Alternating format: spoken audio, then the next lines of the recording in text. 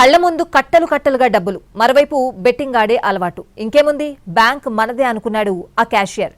Bank సొమ్ము సొంతానికి వాడుకుని betting ఆడాడు, నిండా మునిగాడు. కాదు బ్యాంకును, డిపాజిటర్ల సొమ్మును నిండా ముంచాడు. చివరకు పోలీసులకు పట్టుబడ్డాడు కంత్రి క్యాషియర్. ఇక్కడ చూడండి, ఈ ఫోటోలో ఉన్న వ్యక్తి పేరు నరిగే రవీందర్. ఇతడు ఒక బెట్టింగ్ బంగారాజు. ఆన్లైన్ బెట్టింగ్ లాడే అలవాటుంది. మరోవైపు ఇతడు ఆదిలాబాద్ జిల్లా చెన్నూరులోని ఎస్బీఐ బ్రాంచీలో క్యాషియర్ గా ఉద్యోగం చేస్తున్నాడు. కళ్ల ముందు కట్టలు కట్టలుగా క్యాష్ కనిపిస్తూ ఉంటుంది. బెట్టింగ్ ఆడే అలవాటున్న రవీందర్ చేతులు దురదపుట్టాయి. దీంతో బ్యాంకు సొమ్ము తీసుకుని బెట్టింగ్ లో పెట్టేశాడు. మొత్తం 40 లక్షల రూపాయలు పోగొట్టాడు. అంతేకాకుండా రవీందర్ ఇన్ఛార్జిగా ఉన్న లాకర్స్ లో కోట్ల రూపాయల విలువైన నగలుంటాయి. దీంతో అతనికి వాటిపైన దురాశ పుట్టింది. అసలే బెట్టింగ్ లో డబ్బులు పోగొట్టుకున్నాడు. వాటిని ఎలాగైనా పూడ్చుకోవాలని భావించాడు. ఫలితంగా లాకర్స్ లో ఉండే బంగారం కొట్టేయాలని ప్లాన్ చేశాడు. 1 కాదు 2 కాదు, ఏకంగా 20 కిలోల పైచిలుకు బంగారు ఆభరణాలను చోరీ చేశాడు. వాటిని తీసుకెళ్లి ప్రైవేట్ ఫినాన్స్ కంపెనీల్లో కుదవపెట్టాడు. ఆ డబ్బులను బ్యాంకుల్లో జమ చేయకుండా మళ్లీ బెట్టింగ్ లోనే పెట్టుబడి పెట్టాడు. తను చేస్తున్న పనిని దాచిపెట్టి ఉంచేందుకు చాలా మందిని ఏర్పాటు చేసుకున్నాడు. చివరికి బ్యాంకులో మిస్ అయిన బంగారు ఆభరణాలపై అధికారులు ఆరా తీయడంతో క్యాషియర్ రవీందర్ హస్తం బయటపడింది. పోలీసులు కేసు నమోదు చేసి విచారణ చేయడంతో రవీందర్ కు సహకరించిన 46 మంది చిట్టా బయటకొచ్చింది. గోల్డ్ బాధితులం మేమందరము. మా గోల్డ్ మాకు ఇవ్వాలని మేము ఇక్కడ ధర్నా చేయడం జరుగుతుంది.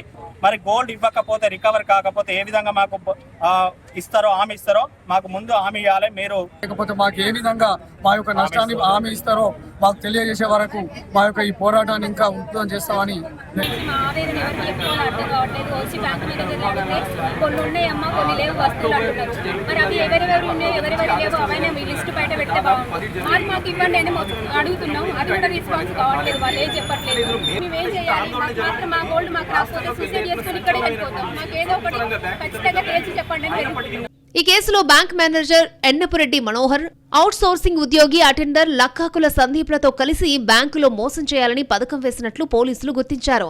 బ్యాంకు కరెన్సీ చెస్ట్ తాళాలు మేనేజర్, క్యాషియర్ ఇద్దరి సంయుక్తంగా ఆధీనంలో ఉండగా మేనేజర్ తన తాళాన్ని క్యాషియర్ కిచ్చాడని, దీన్ని ఉపయోగించుకుని రవీందర్ బంగారం, నగదును దొంగిలించాడని చెబుతున్నారు. ఖాతాదారులు తాకట్టు పెట్టిన బంగారాన్ని బయటకు తీసి తన స్నేహితుడైన HDFC bank Mancherial sales manager Kongendi Beeraiah, అదే bank customer relation manager Kodapi Rajasekhar, bank sales officer Bolla కిషన్లకు ఇచ్చేవాడని, వారు ఆ బంగారాన్ని గోల్డ్ ఫినాన్స్ బ్యాంకుల్లో తాకట్టు పెట్టి లోన్లు తీసుకుని వచ్చిన డబ్బును ఖాతాల్లో జమ చేసుకుని కొంత కమిషన్ తీసుకుని మిగతా మొత్తాన్ని రవీందర్ కు పంపేవారన్నారు. ఇలా 10 ప్రైవేటు గోల్డ్ కంపెనీల్లో 44 మంది పేర్లతో 142 గోల్డ్ లోన్ తీసుకున్నారు పేర్కొన్నారు. అలాగే క్యాషియర్ రవీందర్ తన కుటుంబీకుల పేర్లతో పాటు సన్నిహితుల పేర్లతో 42 నకిలీ ఖాతాలు సృష్టించి బంగారం లేకుండానే గోల్డ్ లోన్ మంజూరు చేసి 4 కిలోల 14 గ్రాముల బంగారం తాకట్టు పెట్టినట్లు చూపించి 1,58,00,000 రూపాయలను కాజేశాడు. అలాగే ఏటీఎంలలో డబ్బులు నింపే టైంలో రవీందర్ చేతివాటం ప్రదర్శించేవాడన్నారు పోలీసులు.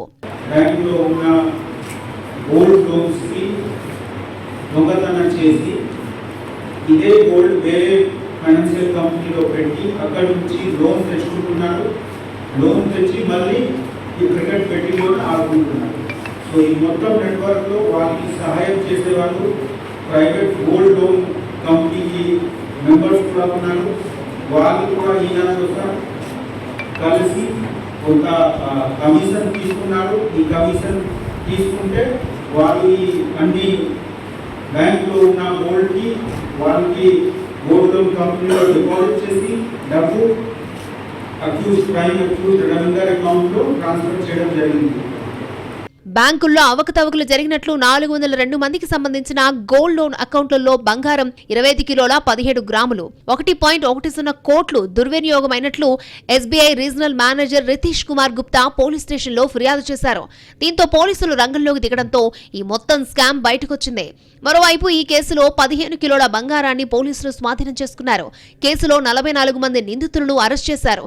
మరో 2 పరారీలో ఉన్నట్లు పోలీసులు చెబుతున్నారు.